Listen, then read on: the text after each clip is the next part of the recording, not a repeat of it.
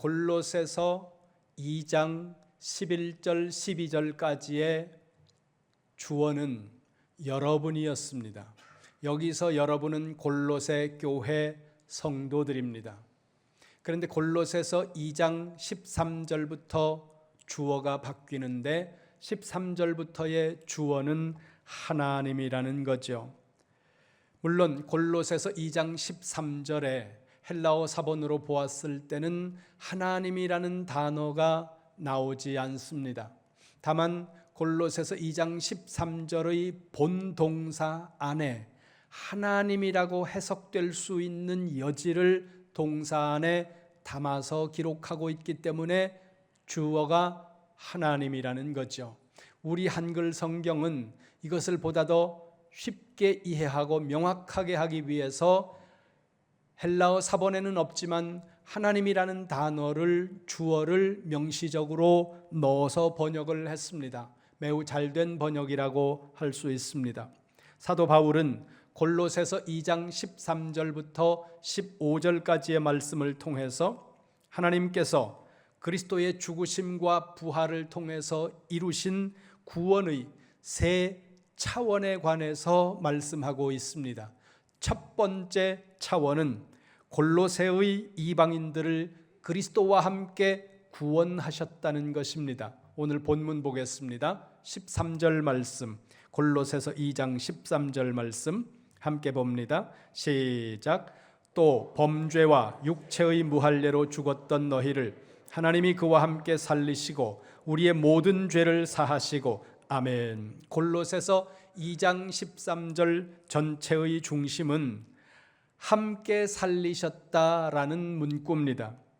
여기 2장 13절 중간쯤을 보세요. 하나님이 그와 함께 살리시고, 여기 함께 살리셨다는 이 단어가 헬라어로 시네조 포이에센이라는 단어인데 이 단어의 영어 번역은 make alive with or together 이렇게 번역을 해놨습니다. make alive 살리셨다는 거예요. with 함께 혹은 together 같이 살리셨다는 거죠. 여러분 이것이 중요합니다. 거기 잘 보세요. 하나님께서 이렇게 말씀합니다. 내가 너희를 살렸어. 살리는데 어떻게 살리느냐 하면 그와 함께 살리셨다는 거예요. 하나님이 우리를 구원하시는데 여러분 한 사람 한 사람을 그냥 구원하시는 것이 아니라 그와 함께 살리셨다는 겁니다. 여기서 그는 예수 그리스도를 의미하고 있다는 거죠. 우리를 죄와 사망 가운데서 죽음의 멸망 가운데서 영원한 지옥 형벌 가운데서 구원해 올리시는데 어떻게 구원을 하시느냐 하면 우리 한 사람 한 사람을 그냥 구원하시는 것이 아니라 예수 그리스도와 함께 살리시는 방법을 통해서 우리를 구원하셨다고 말씀한다는 겁니다. 이걸 다른 성경은 조금 다르게 말씀하고 있습니다. 요한복음으로 가겠습니다. 요한복음 15장 5절 말씀 함께 봅니다. 같이 보겠습니다. 시작. 나는 포도나무요 너희는 가지라. 그가 내 안에 내가 그 안에 거하면 사람이 열매를 많이 맺나니 그 나를 떠나서는 너희가 아무것도 할 수 없음이라. 아멘. 거기 보세요. 나는 포도나무요 너희는 가지라. 이게 모든 이방 그리스도인의 실존 방식이라는 것을 여러분들이 기억하셔야 된다는 거예요. 모든 나무의 가지는 원나무에 붙어 있어야만 생명을 유지할 수 있다는 거죠. 그래서 6절 보세요. 15장 6절 요한복음 시작. 사람이 내 안에 거하지 아니하면 가지처럼 밖에 버려져 마르나니 사람들이 그것을 모아다가 불에 던져 사르느니라. 아멘. 원래의 나무에서 떨어진 가지는 말라 죽는다는 겁니다. 이걸 모르는 사람은 없어요. 이건 모든 자연의 이치라는 겁니다. 이 이치를 우리 구원에 적용시키고 있는 말씀이 지금 이 15장 말씀인데 이 원리가 신앙에도 동일하게 적용된다는 거죠. 예수님과 우리와의 관계가 이렇다는 거예요. 예수님은 원나무이고 우리는 가지예요. 우리가 살 수 있는 길은 예수님께 접붙임 바 된 그 상태로 존재하는 길 외에는 없다는 거예요. 그러니까 예수님과 함께 살지 않으면 우리는 살 수 없다는 거죠. 그래서 하나님이 골로새 교회 성도들을 구원하시는데 어떻게 구원하신다고요? 그와 함께 구원하신다는 겁니다. 여러분들이 이걸 잘 기억하셔야 된다는 거예요. 이걸 사도 바울은 로마서 11장에서 좀 더 구체적으로 설명합니다. 가보겠습니다. 로마서 11장 17절입니다. 로마서 11장 17절 말씀 같이 봅니다. 시작. 또한 가지 얼마가 꺾이었는데 돌감람나무인 내가 그들 중에 접붙임이 되어 참감람나무 뿌리의 진액을 함께 받는 자가 되었은즉 아멘. 조금 밑으로 내려가서 24절 보세요. 시작. 내가 원돌감람나무에서 찍힘을 받고 본성을 거슬러 좋은 감람나무에 접붙임을 받았으니 원가지인 이 사람들이야 얼마나 더 자기 감람나무에 접붙이심을 받으랴. 아멘. 말씀이 길고 복잡한데 간략하게 이렇게 이해하시기 바랍니다. 좋은 감람나무가 있었다는 거예요. 그 좋은 감람나무의 가지 얼마가 잘라졌습니다. 그래서 그 가지 얼마가 잘라진 자리에 돌감람나무의 가지를 잘라다가 좋은 감람나무 가지에 접붙였다는 거예요. 여기서 돌감람나무는 이스라엘 백성들이 아니라 이방인들을 지칭하고 있다는 겁니다. 우리와 같이 이방인들. 그러니까 로마서 11장과 요한복음 15장의 말씀을 합치면 이런 거예요. 우리는 가지예요. 가지는 가지인데 우리는 아무짝에도 쓸모없고 열매를 맺을 줄도 모르고 맺을 수도 없는 돌감람나무, 열매를 맺어봤자 아무 의미가 없는 악한 열매를 맺는 돌감람나무인 우리가 우리의 가지 얼마를 잘라다가 좋은 감람나무에 접붙였다는 겁니다. 그게 우리의 실존이라는 거예요. 그러면 이걸 누가 하느냐? 거기 23절 보세요. 로마서 11장 23절 같이 봅니다. 시작. 그들도 믿지 아니하는데 머무르지 아니하면 접붙임을 받으리니 이는 그들을 접붙이실 능력이 하나님께 있음이라. 아멘. 접붙이시는 능력, 접붙이시는 권세, 주권이 누구에게 있다고요?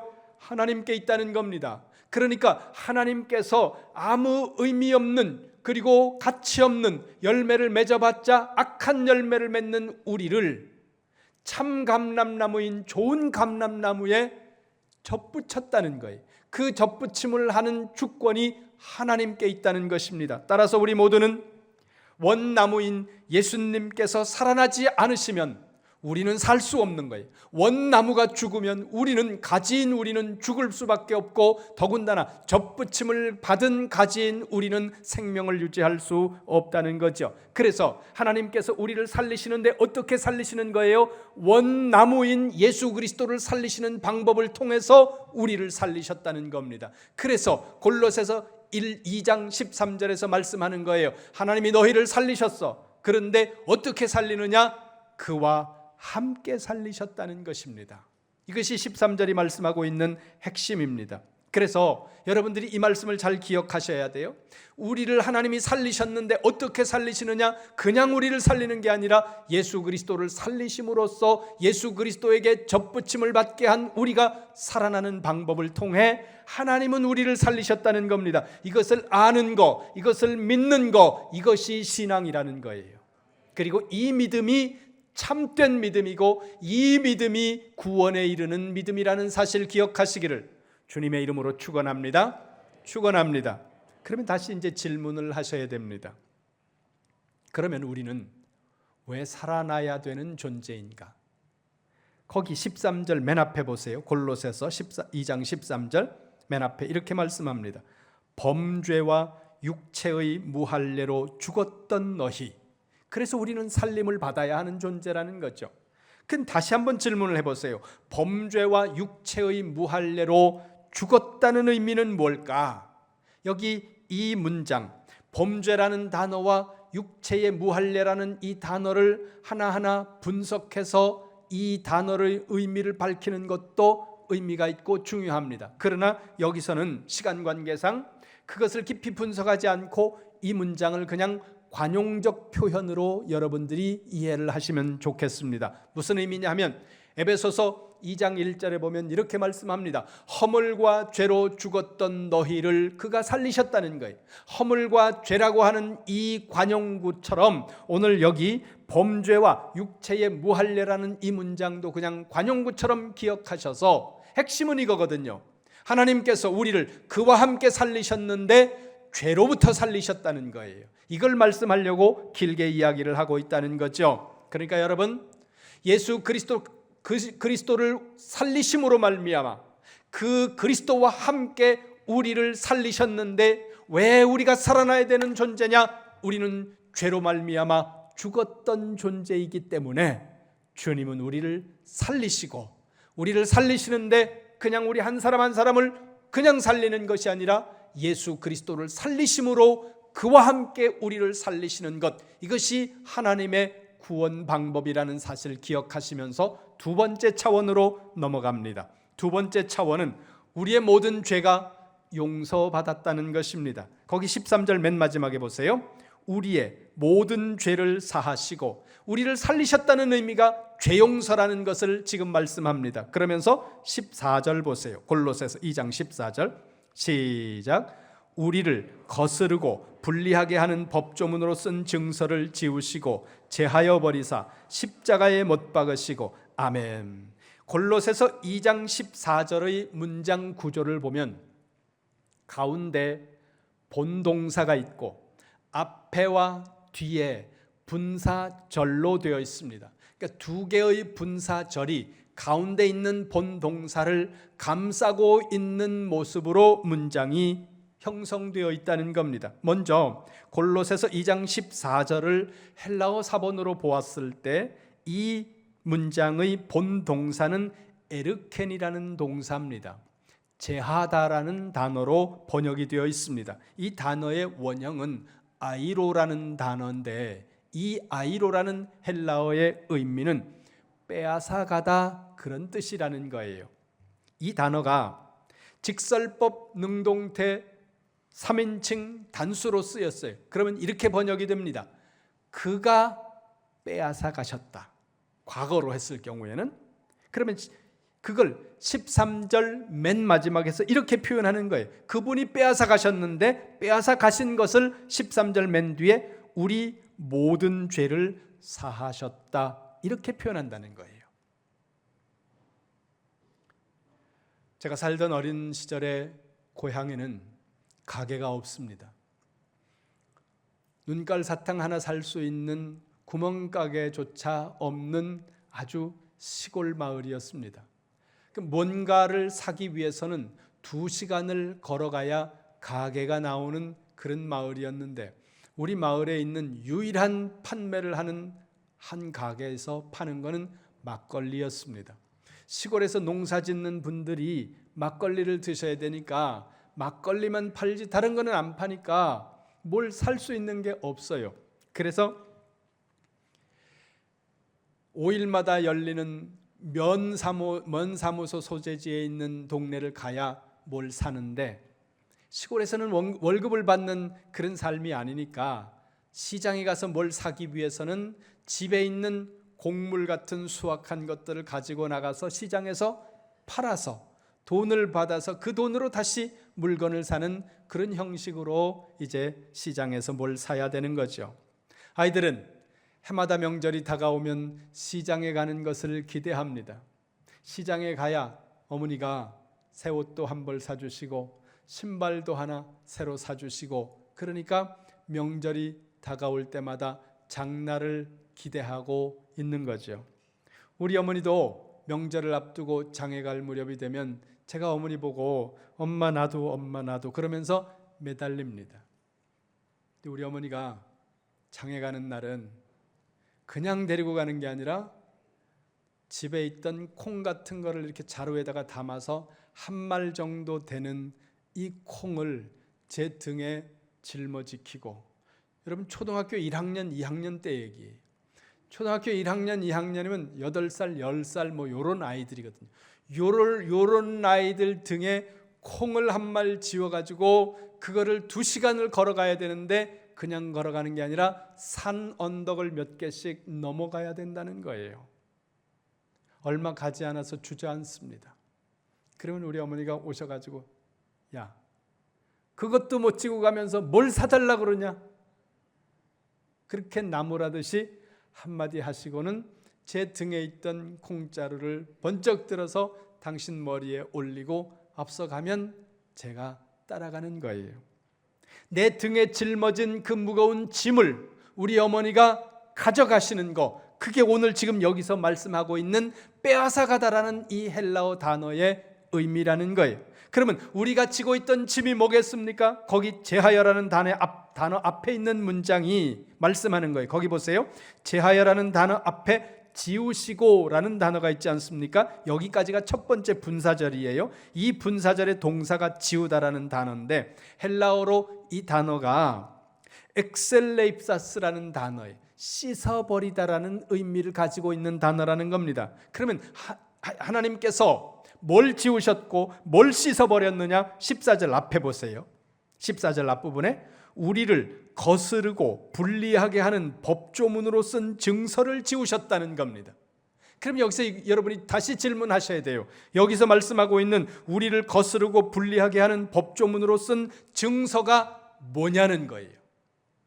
먼저 이 문장에서 법조문으로 쓴 증서라고 하는 이 부분을 헬라어 사본으로 보니까 이렇게 되어 있습니다. 헤몬 케이로그라폰 토이스 도그마신. 도그마신은 도그마라는 단어의 격변화이고 여기 케이로그라폰이라는 이 헬라어 단어는 손으로 쓴 것이라는 의미예요. 그러니까 도그마가 법조문이거든요. 그러니까 손으로 쓴 법조문을 지워버렸다는 거죠. 그러면 생각해 보시기 바랍니다. 손으로 쓴 법조문이 뭘까? 이 부분을 해석하는 데 있어서 전문가들의 의견이 몇 가지로 나뉩니다. 이걸 구약의 율법이라고 해석하는 분들이 있다는 거예요. 그러면 구약의 율법이라고 해석하는 이 부분에 있어서 몇 가지 장애물이 있어요. 이렇게 이해하는 데 있어서 조금 무리한 부분이 있는데 그게 뭐냐 하면 구약의 율법은 도그마라고 표현하지 않는다는 거죠. 구약의 율법 그러면 노모스라는 단어를 쓴다는 거예요. 근데 여기는 도그마라는 단어로 썼기 때문에 이걸 율법으로 해석하는 게 좀 무리하지 않겠느냐. 그 다음에 케이로그라폰이라고 하는 손으로 쓴 것이라는 이 단어가 노모스라고 하는 단어와 함께 쓴 예가 성경에 없다는 거예요. 그래서 이 부분을 구약의 율법 이렇게 해석하는데 좀 한계가 있다는 거죠.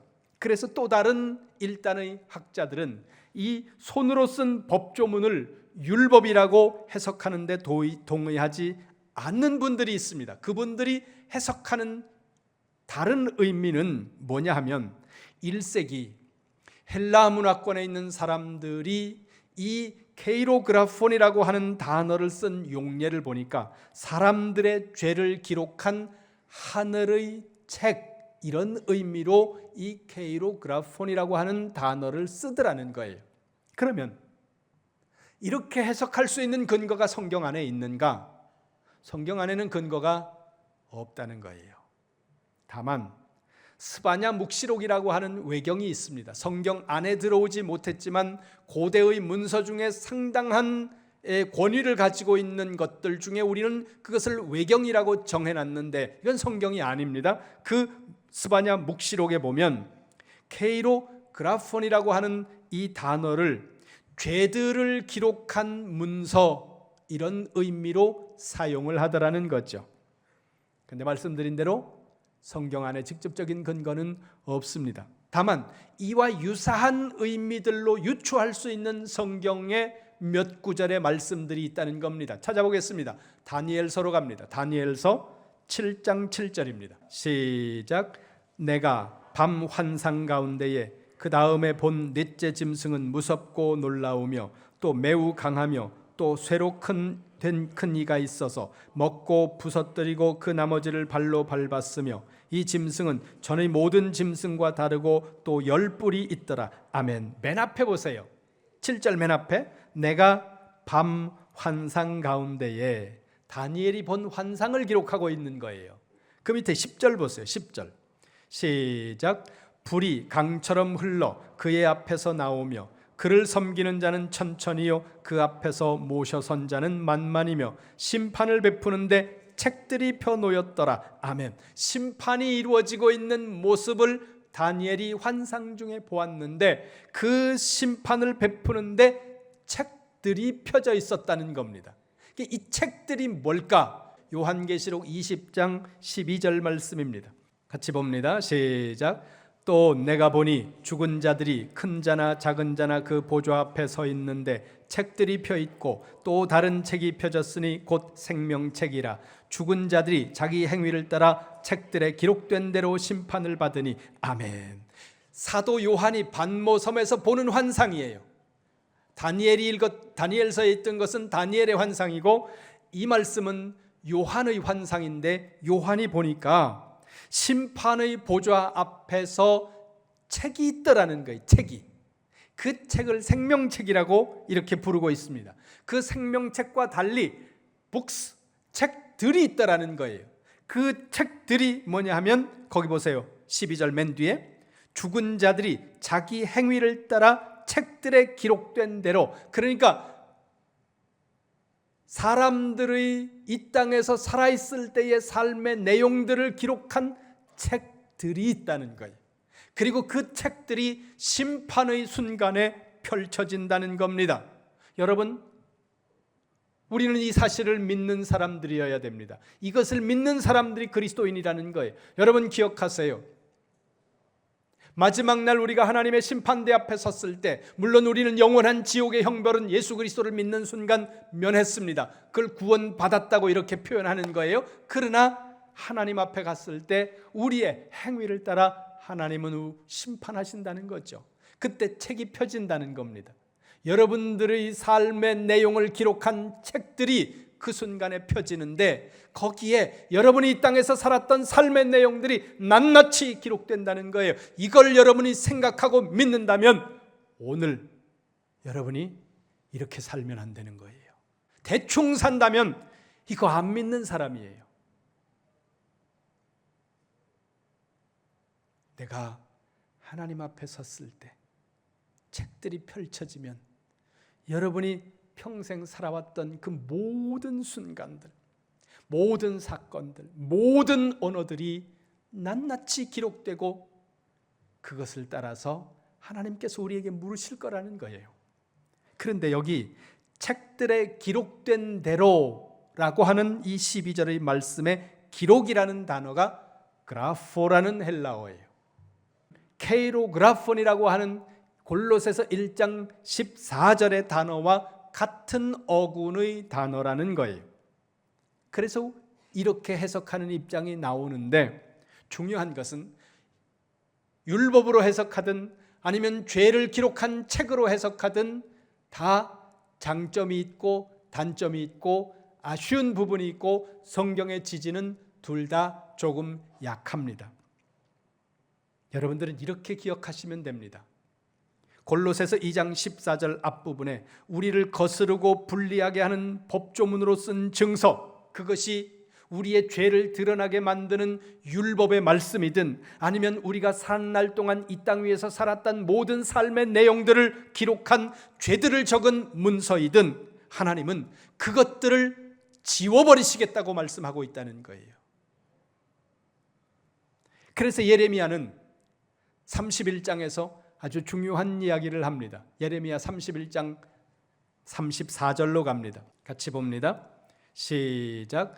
그들이 다시는 각기 이웃과 형제를 가리켜 이르기를 나는 여호와를 알라 하지 아니하리니 이는 작은 자로부터 큰 자까지 다 나를 알기 때문이라. 내가 그들의 악행을 사하고 다시는 그 죄를 기억하지 아니하리라. 여호와의 말씀이니라. 아멘. 거기 맨 뒤쪽으로 가서 보세요. 이렇게 말씀합니다. 내가 그들의 악행을 사하고 다시는 그 죄를 기억하지 아니하리라. 하나님께서 우리의 죄를 용서하시면서 다시는 기억하지도 않겠다고 말씀하고 있다는 겁니다. 아주 완벽하게 지워버려 주시겠다고 말씀하고 있다는 거예요. 이것이 얼마나 큰 은혜입니까?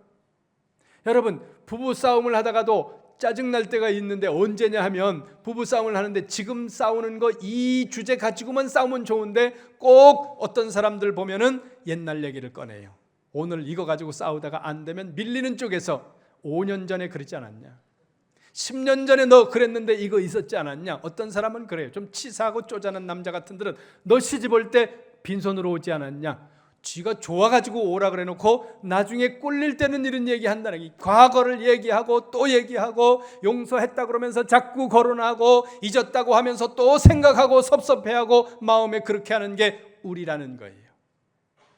근데 하나님은 어떻게 하신다고요? 기억조차 안 하시겠다고 말씀하고 있다는 겁니다. 모든 것을 말끔하게 지우시고 모든 것을 깨끗하게 씻어버리겠다고 주님께서 골로새서 1장 14절에서 우리에게 말씀하고 있다는 거죠. 그렇다면 하나님께서는 어떤 방법으로 지우셨는가? 14절 보세요. 맨 뒤쪽에 십자가에 못 박으시고 십자가에 못 박는 방법으로 지우셨다는 거예요. 하나님께서 우리의 죄를 십자가에 못 박는 방법으로 지우셔서 다시는 기억하지 않으시고 깨끗하게 씻으셨다는 겁니다. 이 사실을 믿으시기를 주님의 이름으로 축원합니다. 축원합니다. 이제 세 번째 차원으로 넘어가야 되는데, 세 번째 차원에서는 악한 세력을 굴복시키셨다는 말씀을 합니다. 15절로 갑니다. 골로새서 2장 15절 말씀 같이 봅니다. 시작.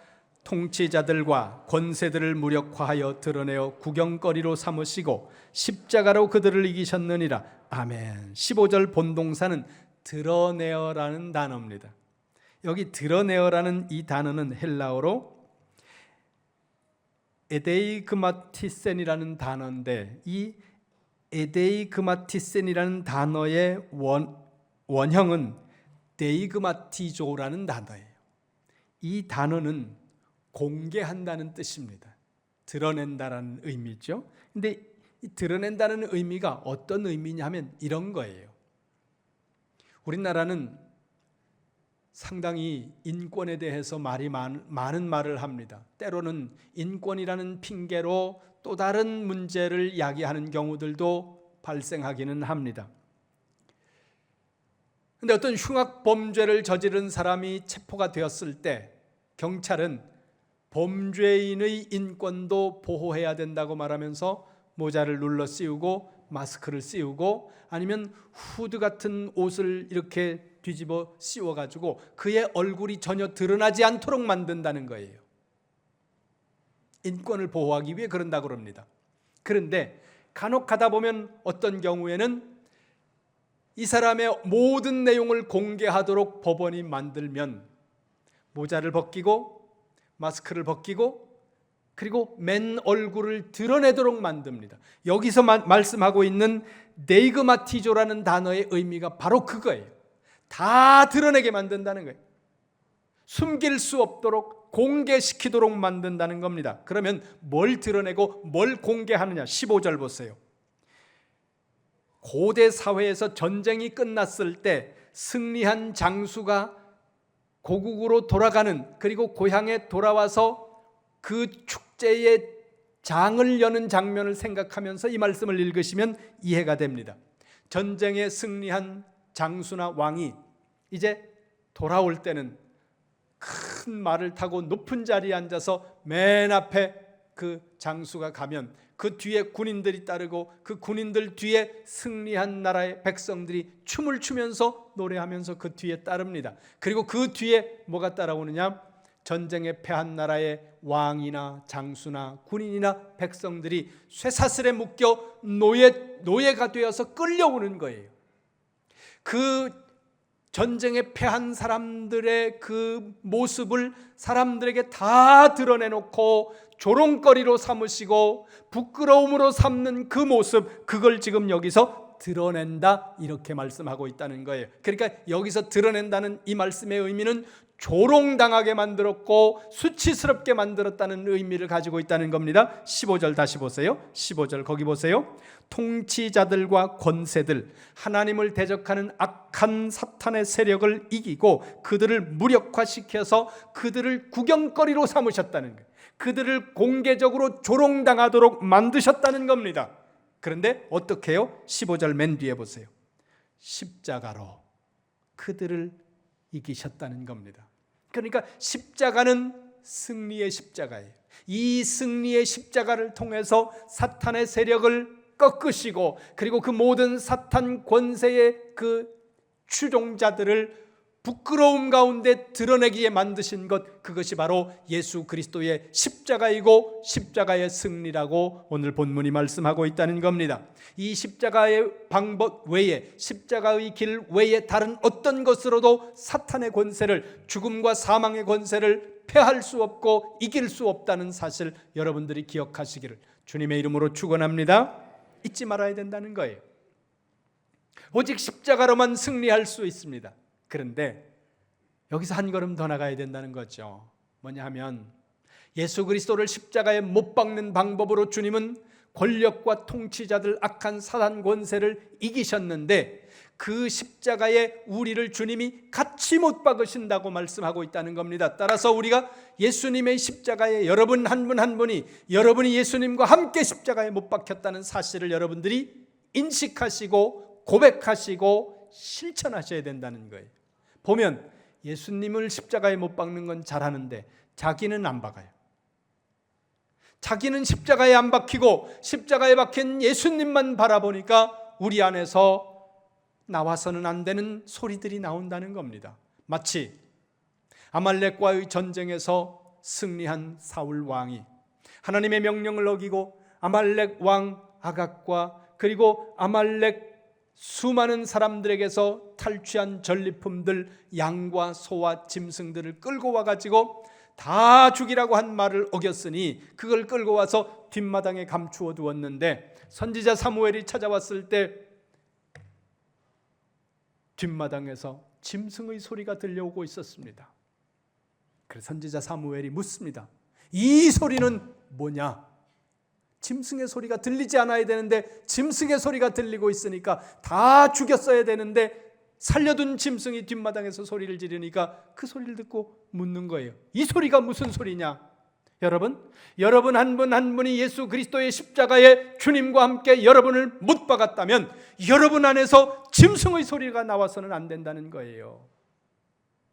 하나님이 기뻐하는, 하나님이 원하시는 그런 찬양의 소리, 신앙의 믿음의 소리들이 나와야 되는데, 여러분이 살아가는 삶 속에서, 가정 안에서, 교회 안에서, 여러분 심령 안에서 들려오지 말아야 할 짐승의 비명 같은 그런 소리, 원망과 불평과 시기와 음란과 이런 모든 악한 모습과 악한 소리들이 여러분 삶 속에서 소리를 내면 안 된다는 거예요. 왜 그런 소리들이 나오는 겁니까? 십자가에 여러분을 못 박지 않기 때문에 그래요. 여러분이 십자가에 못 박여서 여러분이 죽었다면 여러분의 소리가 들리지 않아야 된다는 거죠. 오직 주님만 나타나야 된다는 겁니다. 여러분 십자가에 못 박으세요. 예수님만 십자가에 못 박는 것이 아니라 여러분을 십자가에 못 박으세요. 여러분의 기분도, 여러분의 감정도, 여러분의 지식도, 여러분의 인생 자체를 하나님 앞에 십자가에 못 박아서 여러분을 매일 죽이는 거예요. 그게 신앙생활 과정이라는 겁니다. 여러분, 허물로 죄로 죽었던 우리를 주님이 살리셨습니다. 어떻게 살리셨습니까? 주님과 함께 살리셨다는 거예요. 십자가의 죽으심과 부활을 통해서 죄와 사망의 권세를 무력화시키고, 그리고 그것들을 구경거리로 삼으셨다는 거죠. 온 세상의 조롱거리로 공개하셨다는 겁니다. 우리는 그 주님과 함께 십자가의 승리를 누릴 수 있도록 자격을 부여받은, 은혜를 받은 사람들입니다. 그것이 오늘 우리의 실존입니다.